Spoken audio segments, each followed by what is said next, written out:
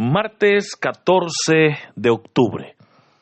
Una vez más, hermanos, el Señor nos da la oportunidad de unirnos en la meditación de la palabra de Dios, y qué especial el poder saludarle y compartir este mensaje. El Evangelio para hoy está tomado de San Lucas, capítulo 11, versículos del 37 al 41. Doy lectura a la palabra de Dios en el nombre del Padre, del Hijo y del Espíritu Santo. Amén.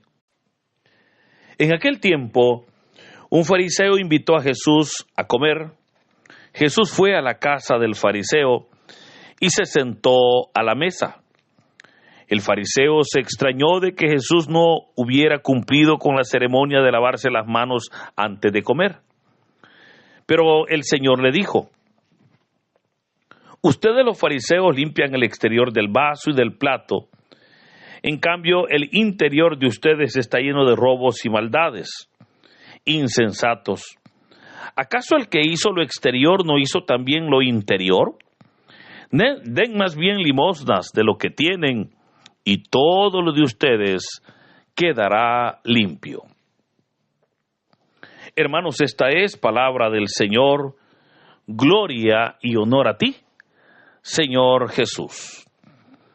Continuamos con la lectura y meditación del Evangelio de San Lucas, y específicamente del capítulo 11, donde ya la semana anterior pues dimos inicio a este texto, y hoy pues continuamos. Ahora, hemos visto, ¿verdad?, en todo este capítulo, cómo una multitud ha seguido a Jesús, y el Señor ha venido obrando en ellos, sanando enfermos, libertando endemoniados, y obviamente en todas esas acciones lo ha hecho con la vigilante mirada de escribas y fariseos, a tal punto que cuando Jesús expulsó un demonio, ellos dijeron que lo hacía con el poder de Satanás, ¿verdad? Eso pues lo veíamos el pasado viernes. Jesús va a interrogarlos y les va a explicar que él expulsa a los demonios con el poder de Dios. Luego otros le piden una señal para poder creer en él. Eso pues lo veíamos el día de ayer. Y el Señor le responderá que no se les dará otra señal sino la señal de Jonás. Cuando terminó de hablar, un fariseo lo invitó a comer a su casa. Ahí es donde, hermanos, inicia el relato de hoy. Y es que en realidad el Señor Jesús, dice la palabra, fue a compartir, fue a cenar. Fíjese que cuando vemos nosotros el ministerio del Señor, el Señor Jesús, pues Él no fue huraño, vamos a decir, para compartir con las personas que lo invitaban. Él sabía, ¿verdad?, que lo invitaban a veces no porque fueran sus discípulos, sino a veces por curiosidad. Otros lo invitaban para encontrar causas para poder señalarlo, para poder juzgarlo. Pero sin embargo Jesús siempre fue. De hecho, una de las críticas que el Señor va a presentar en su Evangelio es que va a decir que, a diferencia de Juan, que no comía ni bebía, el Señor sí comía y bebía, y por eso le decían el glotón. Pero notemos entonces cómo el Señor va, acepta la invitación, va y se sienta a la mesa. Esta acción, fíjese, de sentarse a la mesa, pues obviamente ya era una acción muy importante, porque implicaba tener una comunión, ¿verdad?, muy plena con el fariseo. Obviamente el fariseo pues no estaba dispuesto a eso, pero el Señor Jesús sí, y va y comparte con él. Entonces vemos cómo el fariseo dice que cuando Jesús se sienta a la mesa, el fariseo se extrañó de que Jesús no hubiera cumplido con la ceremonia de lavarse las manos antes de comer. Quiero explicar que cuando el texto nos dice que no se lavó las manos antes de comer, hermano, no se trata de un aspecto de higiene. No vaya a pensar usted que diga, mire, Jesús pues no se lavaba las manos. para comer. No, es que no es eso lo que el relato hoy está presentando, ¿verdad? Lo que está presentando acá era que recordemos que los fariseos, como nos dice el Evangelio de San Marcos, nos dice que ellos se lavaban las manos hasta el codo después de ir al mercado, después de saludar a alguien, y no comían sus alimentos sin antes hacer las abluciones del ritual de lavarse las manos. O sea, el lavarse las manos para ellos era un ritual. Y lo hacían así, fíjese, porque según ellos, al tener contacto con otras personas, se contaminaban de su pecado. Y se creía que al lavarse las manos estaban puros de nuevo.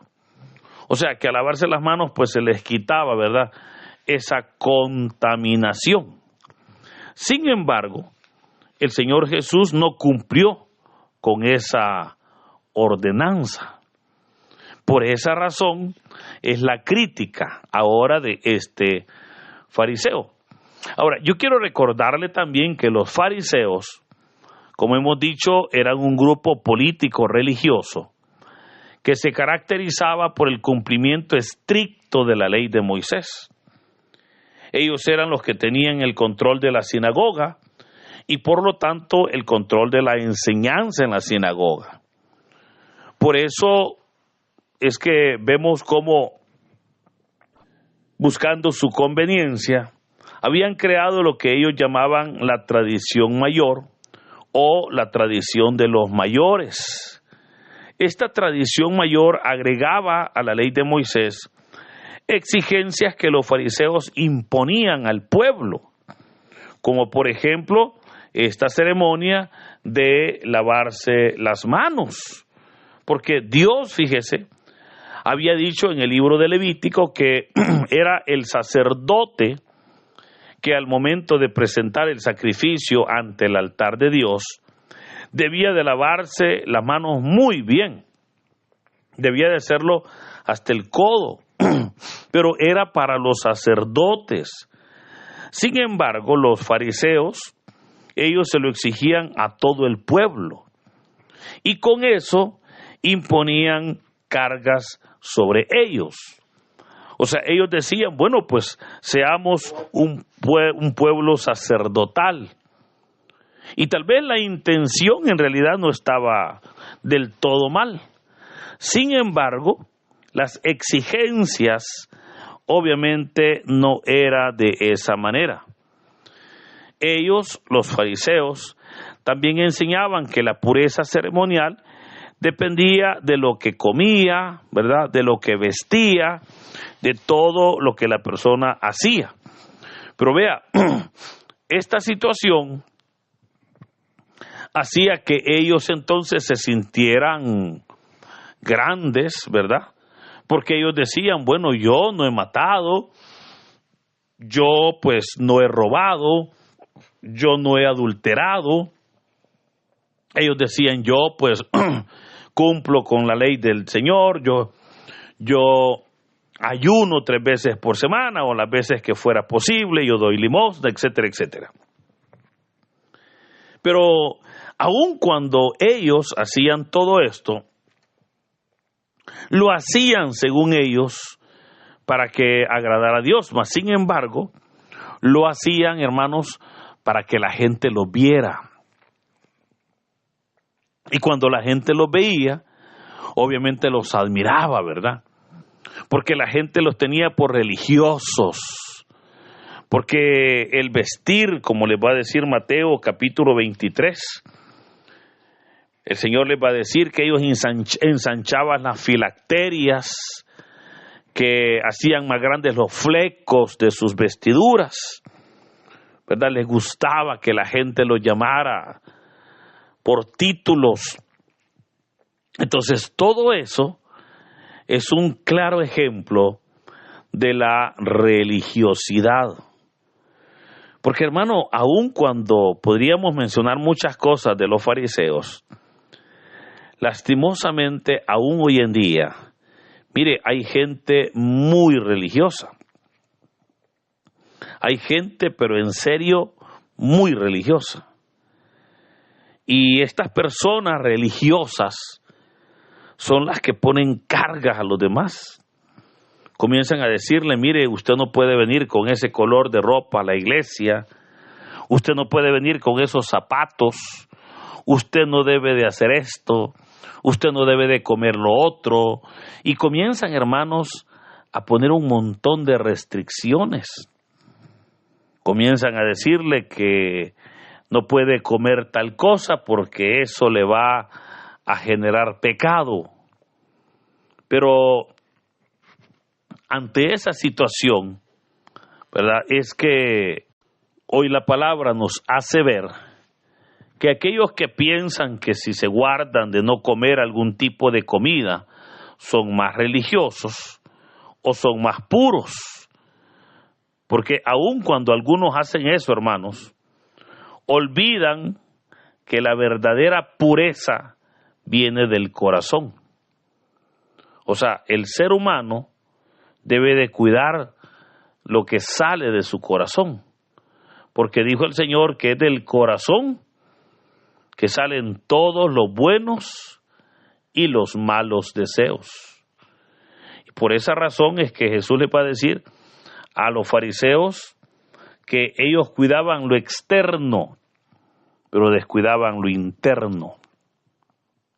Y Jesús les recriminó todo esto, ¿verdad? Porque ellos eran muy religiosos, muy fanáticos, pero todo era por apariencia.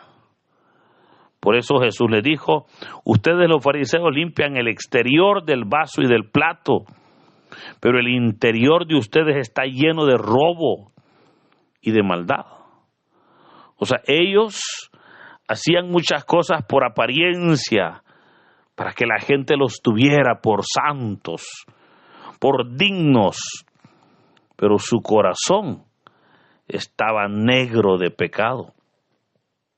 Y hermano, esa hipocresía religiosa es la que el Señor Jesús les va a echar en cara a los fariseos. De hecho, les va a decir, ¿acaso el que hizo lo exterior no hizo también lo interior? Oiga, con esto les está diciendo, ¿acaso el Señor que conoce y ve lo exterior no ve también lo interior? O sea, ¿acaso podemos nosotros engañar a Dios? Y esto es lo que sucede, fíjense, en muchos casos. Se olvidan las personas que Dios no puede ser burlado. Olvidamos, hermanos, que a veces vamos nosotros a pretender engañar al Señor, cuando sabemos que aunque yo vaya muy pulcro a la iglesia, ¿verdad?, con mi ropita, no basta, porque el Señor no juzga por apariencias. El Señor no se basa en que si hoy pues yo voy bien bañadito, yo voy bien vestido y que por eso yo voy a simbolizar esa pureza. No, el Señor ve el corazón. Y por eso es que claramente el Señor insiste, ¿verdad?, en su palabra, a que cuidemos nosotros verdaderamente esa pureza del corazón, para que nuestro corazón sea un corazón sin odio, sin rencor, sin maldad, y que cuando podamos servir, obviamente lo hagamos para siempre para la honra y la gloria de Dios. Ahora, notemos entonces cómo el Señor, en su reclamo, le dice, den más bien limosnas de lo que tienen, y todo lo de ustedes quedará limpio. Entendamos a qué se refiere el Señor cuando dijo, den más bien limosnas de lo que tienen, para que todo lo que ustedes tienen, ¿verdad?, para que todo lo de ustedes quede limpio. No se trata, y aquí creo que hay que aclararlo también, no se trata, hermanos, que con hacer una limosna usted va a quedar limpio. No, ¿verdad? Porque sabemos que el único que nos puede limpiar es Cristo. O sea, nosotros, obviamente, por ser pecadores, pues, estamos sucios. Pero, sin embargo, es aquí donde el Señor nos limpia con su sangre. Ahora, no se trata, dijimos, entonces, de que al dar una limosna, usted va a quedar perdonado de su pecado, usted va a quedar limpio. No se trata de eso, no caigamos en ese error. Se trata que cuando usted da una ofrenda o usted da una limosna, como dice el texto acá, hermano, debemos de hacerla con sinceridad. O sea, debemos de hacerla verdaderamente de corazón. Porque cuando hacemos damos esas limosnas así de corazón a los demás, es ahí donde ese amor que damos es el elemento para que el Señor siga obrando en nosotros. Por eso Jesús dijo, den más bien limosnas de lo que tienen y todo lo de ustedes quedará limpio. O sea, dar una limosna.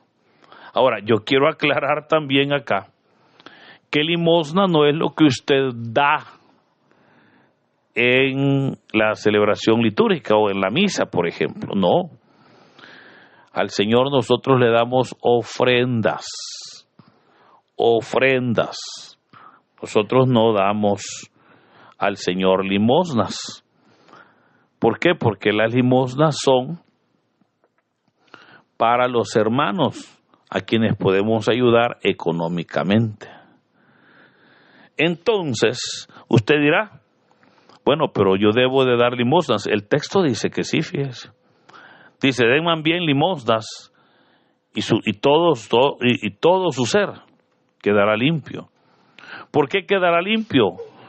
Bueno, porque lo dimos con amor, ¿verdad? Porque lo dimos, pues obviamente para honrar a Dios, lo dimos en obediencia. Y esos elementos son los que hacen que recibamos el perdón de los pecados. Por sobre todo, dijo el Señor, den limosnas. Amen al prójimo, hágalo por amor, no para que lo vean, ¿verdad? No para ganar likes, como dicen ahora, o no para que todos me admiren, sino para ayudarle al hermano necesitado. Y que todo sea para honra y gloria de nuestro Dios. Entonces, creo que este texto nos deja a nosotros varias enseñanzas, hermanos. Una de ellas es que, mire, cuidemos nuestra verdadera pureza. Cuidemos verdaderamente nuestro corazón.